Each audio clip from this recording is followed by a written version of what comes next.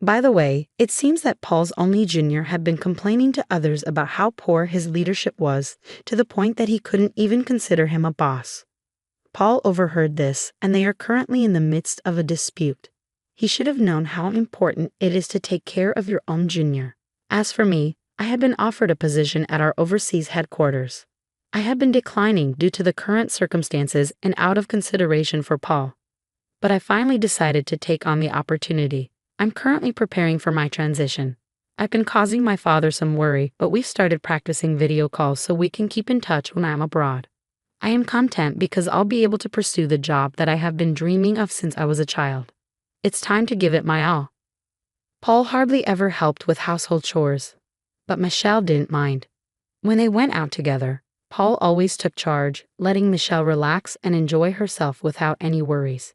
It felt like they had a good balance in their relationship. However, everything changed when Michelle's mother passed away. While Michelle was at work, her father called to tell her that her mother's health had gotten worse and she had collapsed. Michelle rushed to the hospital and said her final goodbye to her mother. She decided to stay with her father to arrange the funeral. When she called Paul, he said he couldn't leave work suddenly. He missed the wake and only made it to the funeral, but it seemed like he hadn't prepared to dress appropriately for the occasion. I had to quickly find him clothes to wear, but he complained a lot, saying I should have done it earlier. With all the sadness and business of arranging the funeral, I couldn't handle Paul's complaints, so I ignored them.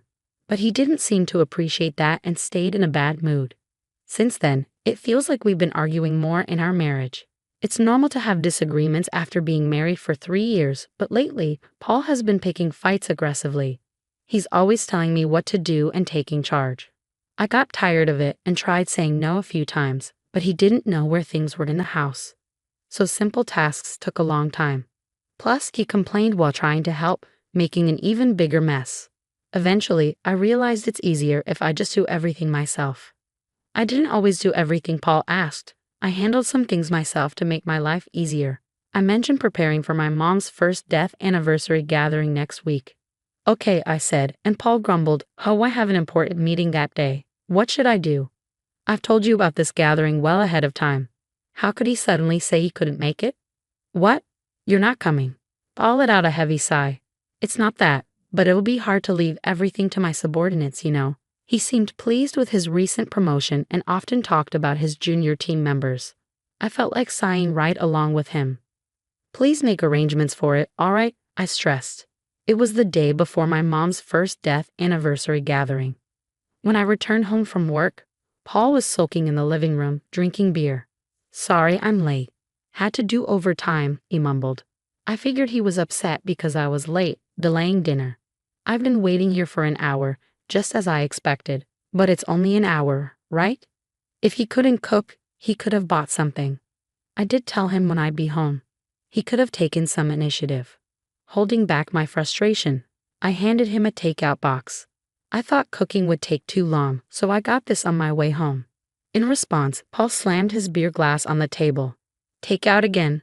Aren't you slacking off a bit too much lately? The last time I got takeout was about 2 weeks ago. Sure, I've been busy, and maybe I haven't been cooking every day, but still. I make sure to eat balanced meals and avoid relying on packaged food too much. Even though I don't think I deserve criticism, as I debated whether to respond, Paul, misunderstanding, added insult to injury. Can't argue when it's true, huh? Do your chores properly. You've been coming home late and claiming overtime. Maybe you're out cheating. Paul's words ignited the resentment I'd been feeling. If you know I'm working late, the least you could do is make dinner. You don't have to cook. Picking up takeout isn't that hard. I always tell you when I'll be late, and even with my busy schedule, I handle all the household chores. There's no need for that attitude. Paul glared at me. You're 3 years older, remember? I could have married a younger woman, but I chose you, Paul said, expecting gratitude and obedience. You should be thankful and listen to me. No one else would want you, so you'd be in trouble if I left, right? Did he really just say that? I was furious and couldn't hold back. If you wanted a younger woman, you should have married one before we got together. I asked if you were okay with me being older, and you said yes. That's why we got married. Even without you, I can manage my life. Paul laughed mockingly. Fine, let's get a divorce. With that, he grabbed his beer and takeout and went to his room. We've argued before, but this was different. I was done with him. I decided to eat my takeout to calm down. Maybe he was just hungry and annoyed, I thought as I ate. But I couldn't shake the disbelief that this was happening the day before my mom's death anniversary. After a while, I called out to Paul from outside his room. "We need to leave by 8 a.m. tomorrow, so I'll wake you up around 7. There was no response, but I felt he was awake. With that said, I went to bed. The next morning, when I woke up early, Paul was already gone. The bags I packed were still in the room. He hadn't left for the gathering without me. Where did he go? I called his phone, but he didn't pick up. He didn't respond to my texts either. With no other option, I left a voicemail and started getting ready to leave alone.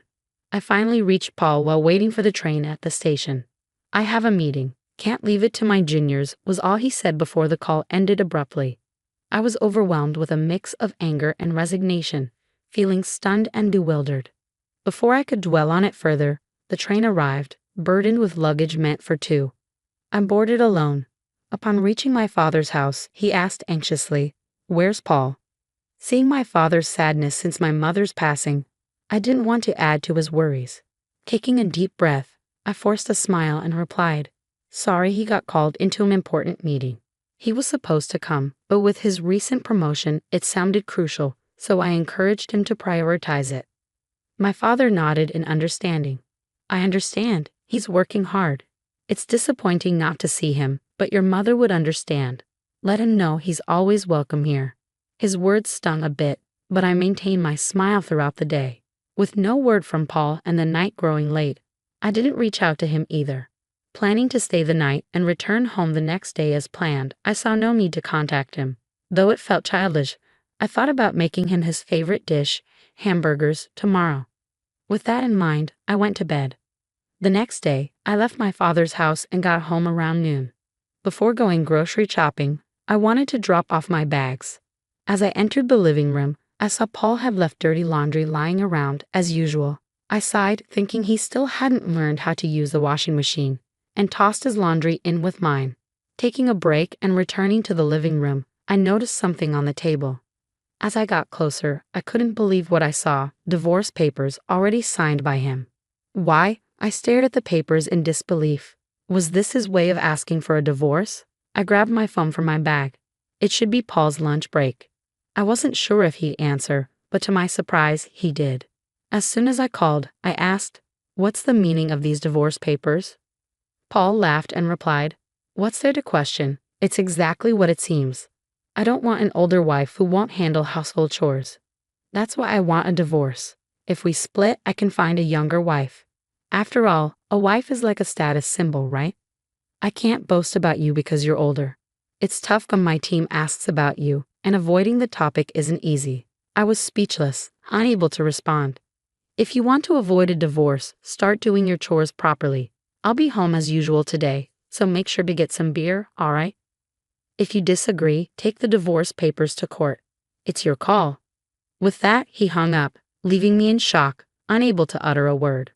Paul probably assumed I'd comply if he said that. I only did the chores because I disliked having to ask or beg him. He must have believed I did it to keep him from leaving me. Perhaps he thought I wouldn't stand up to him because he's the dominant one. Being married to a younger husband might seem glamorous to some, but in reality, there's nothing remarkable about it. I often emphasized his youth, but in truth, he's average in looks, personality, and income. There's nothing particularly special about him.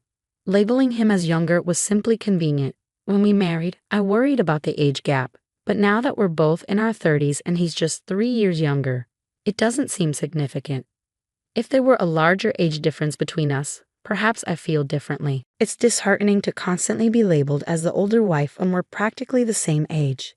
Determined to take action, I grabbed my bag and headed straight to the family court. Submitting the divorce papers brought a sense of relief, signaling the end of our relationship. I realized I could live without Paul. With newfound freedom, I felt lighter and decided to request a few days of paid leave from my boss. Luckily, work had just slowed down, and he granted me a week off. Now divorced, I needed to organize my belongings. With minimal possessions, cleaning up was a breeze. I stored larger items in a storage unit, packed essentials and clothes in my car, and spontaneously decided to visit a hot spring resort. Since it was the off-season, I found a cheap hotel for my stay without any hassle. Driving with excitement, I indulged in the hot springs and relaxed in my room, only to be interrupted by a ringing phone. "Michelle, I asked you to get beer, didn't I? Where are you?"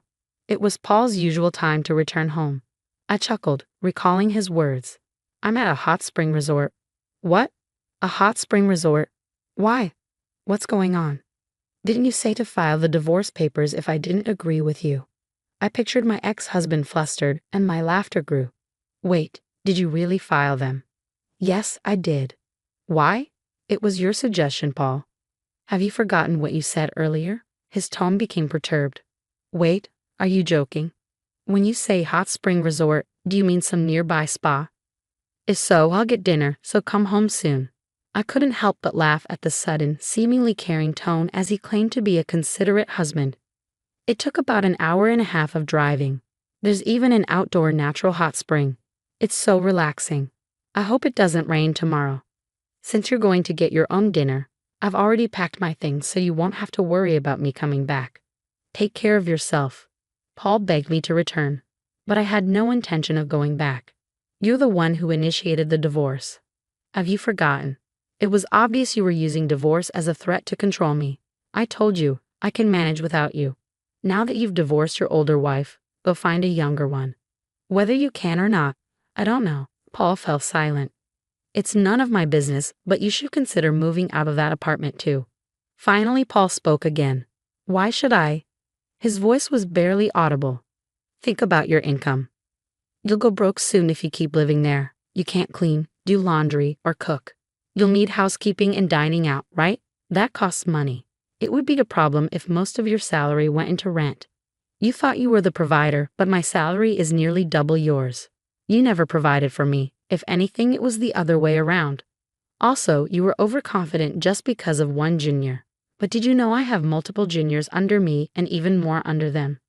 I don't usually talk about work because Paul gets moody, but I outrank him in both position and salary. You'd think he'd notice after living together, but it seemed like he was fine finding out now. Perhaps Paul, being dominant and proud, kept his ego intact by looking down on me. Now that he can't, he must feel defeated. I've shattered his pride as payback for all these years. The reason I handled household chores without complaining, despite your domineering behavior, was partly because you were younger and I cut you some slack, and partly because it was too much hassle to ask you for anything. It's not like I needed you to stay with me. I was just taking care of your needs along with mine. So when you said, do the chores or we divorce, of course I chose divorce. We're strangers now. Goodbye then. I said what I needed to and hung up. Feeling refreshed, I savored the hotel's food afterward. As expected, Paul sought reconciliation, but I replied with a smile. I'm older than you. I'm sure you don't want me back. Presumably, he wasn't successful with younger women. Eventually, Paul gave up and moved out of the apartment. I hired a lawyer for the division of assets, demanding more to compensate for the burden of household chores imposed on me until now. Paul, being cheap, didn't hire a lawyer, so I had the upper hand. With my lawyer, we reached an agreement with favorable conditions for me.